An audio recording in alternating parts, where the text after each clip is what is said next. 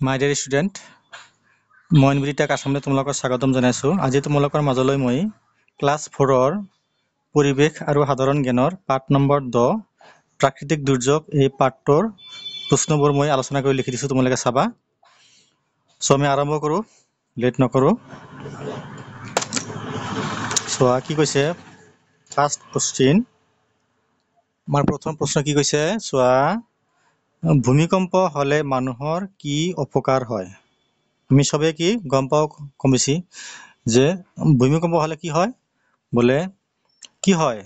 মানুহৰ কি হয়, হঠাতে মৃত্যু হয়, ঘৰ বাড়ি ভাঙে আৰু কি সা সম্পত্তি কি হয় অনিষ্ট হয়। লিখিবা নেকি কি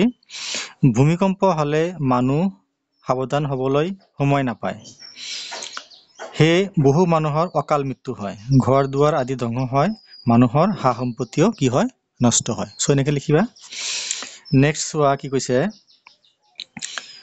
ভূমিকম্পৰ সময়ত লব লগা সাৱধানতাবোৰ কি কি লিখা। বহুত কেইটা আছে, মই 5টা লিখি দিছো, তোমালোকে 5টা লিখিলে হ'ব। যদি পৰা যায় ঘৰৰ পৰা ওলাই সোনকালে মুকলি ঠাইলৈ যাব লাগে। যদি তোমালোকে কি পাৰা কি কৰিবা যে ভূমিকম্প অহাৰ লগে লগে কি মুকলি ঠাইত কি গুচি যাবা। 2 নম্বৰ চোৱা কি কৈছে, 2 নম্বৰ লিখিবা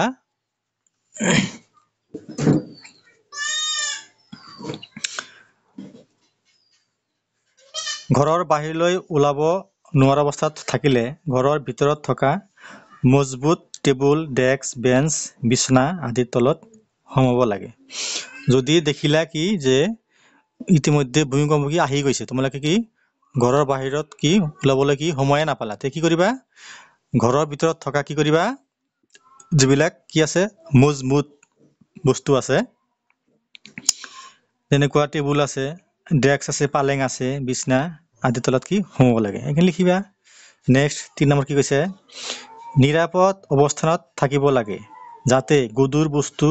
ওপৰৰ পৰা পৰিব নোৱাৰে। কিয়নো যেতিয়া ভূমিকম্প আহে কি হয়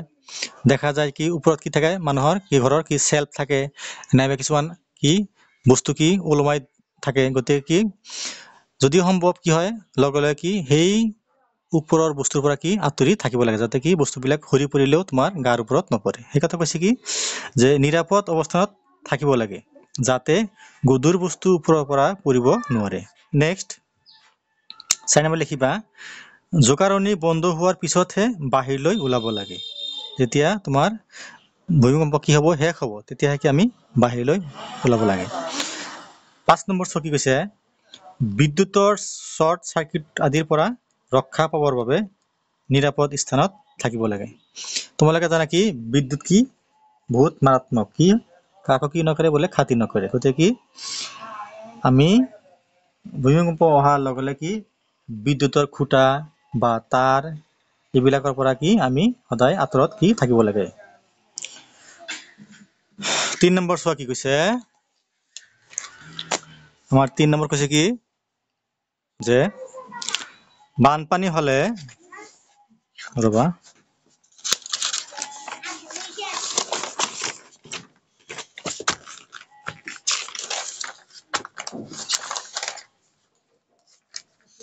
কি কৈছে কি বানপানী হলে আমাৰ ইয়াতে লিখিবা কি ক্ষতি হয়, বানপানী হলে আমাৰ কি কি ক্ষতি হয়, কি লিখিবা কি বানপানী হলে সেই অঞ্চলৰ মানুহ যথেষ্ট ক্ষতিৰ সন্মুখীন হয়। জীৱ জন্তু মানুহ বানপানীয়ে উঠুৱাই নিয়ে, পানীৰ বৃদ্ধিৰ ফলত কুঁৱা দমকল আদি বুৰ যায়, বুৰ মানে কি তলত যায়, ফলত লেতেৰা পানী খাব লগা পৰিস্থিতিৰ সৃষ্টি হয় আৰু ইয়াৰ ফলত বিভিন্ন বেমাৰ দেখা দিয়ে। ৰাস্তা ঘাট সা সম্পত্তি পানীৰ কোবাল হতে উঠুৱাই নিয়ে, ফলত মানুহৰ যাতায়াত আৰু আৰ্থিকভাৱে ক্ষতিগ্ৰস্ত হয়। তোমালোকে চাবাচোন যেতিয়া বানপানী হয় কি হয় কি মানুহ আৰু কি বিভিন্ন ধৰণৰ জীৱ জন্তু কি বহুত কি ক্ষতিগ্ৰস্ত হয়। কি হয় যেতিয়া বেছিভাগ কি তোমাৰ দ অঞ্চলত যিবিলাক কি চাপৰি আছে চৰাঞ্চল আছে কি হয় যেতিয়া বেছি বানপানী হয় কি হয় জীৱ জন্তুবোৰ কি কোবাল হতে কি উঠুৱাই লৈ যায় ঘৰ বাৰীবোৰ কি কৰে নদীৰ কোবাল হতে কি ভাঙি চিঙি কি নদীৰ কোবাল হতে কি উঠুৱাই লৈ যায় আৰু যিবিলাক তোমাৰ এই বসতিপূৰ্ণ এলেকা আছে কি হয় সেইবোৰ কি হয় তোমাৰ বানপানী উঠি পেলাই কি হয় তোমাৰ ঘৰ বাৰী কি হয় বিনষ্ট হয় তোমাৰ কুয়া বা দমকল আদি কি তলত বুৰ যায় গতিকে কি মানুহে কি বিভিন্ন ধৰণৰ কি বেমাৰত কি ভুগিব লগা হয় কিয়নো দেখি লেতেৰা বা অপৰিষ্কাৰ কি পানী খাব লগা হয় সো এইখিনি তোমালোকে ধুনীয়াকৈ লিখি নোট কৰি ৰাখিবা আৰু মুখস্থ কৰিবা নেক্সট চোৱা মই লিখি দিছো আৰু অলপ আছে কি কৈছে বানপানী হলে কি সাৱধানতা অৱলম্বন কৰিব লাগে আসতে এইবিলাক তোমালোকৰ কি 5 মাৰ্কৰ কি আহিব কোশ্চেন আহিব বা 3 মাৰ্কস দিব যদি 3 মাৰ্কস দিয়ে তোমালোকে 3টা পইণ্ট লিখিবা যদি 5 মাৰ্ক দিয়ে তেনহলে কি তুমি 5টা পইণ্ট লিখি দিবা কি হৈছে বলে বানপানী হলে কি সাৱধানতা অৱলম্বন কৰিব লাগে নাম্বাৰ 1 লিখিবা বানপানী অহাৰ আগজনী পালেই উখ নিৰাপদ স্থানত আশ্ৰয় ল'ব লাগে বানপানী শুনিলা কি তোমালোকে জানা আজিকালি কি হয় মোবাইলৰ যুগ বা আগতে কি আছিল ৰেডিঅ'ৰ যুগ আছিল গতিকে যেতিয়া বানপানী অহাৰ খবৰ পাবা লগে কি কৰিব লাগে বলে নিৰাপদ আৰু কি ওখ স্থানত কি আমি আশ্ৰয় ল'ব লাগে নেক্সট খোৱা পানী সদায় উতলাই খাব লাগে বানপানী আহিলে কি হয় পানীবিলাক কি হয় ওপৰৰ ফালে উঠি আহে গতিকে পানীৰ যেটো লেয়াৰ আছে গতিকে আমি পানী খোৱাৰ আগতে কি কৰিব লাগে সেইখিনি পানী উতলাই ঠাণ্ডা কৰিহে খাব লাগে কৈছে কি খোৱা পানী সদায় উতলাই খাব লাগে নেক্সট বানপানীৰ সময়ত বিভিন্ন বেমাৰে দেখা দিয়ে হে প্ৰাথমিক চিকিৎসা ঔষধসমূহ সংগ্ৰহ কৰি ৰাখিব লাগে ধৰা আমি জানো কি বানপানী হলে সাধাৰণতে মানুহ কি হয় বলে কলেৰা হয় কি হয় মানুহৰ বলে লুজ মোশন মানে কি হয় পায়খানা প্ৰবলেম হয় ডায়ৰিয়া হয় গতিকে কি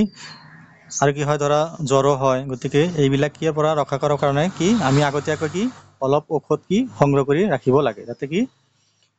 বেমাৰৰ লক্ষণ কি দেখা দিয়াৰ লগে লগে আমি ঔষধবিলাক কি খাব পাৰো সো নেক্সট কি কৈছে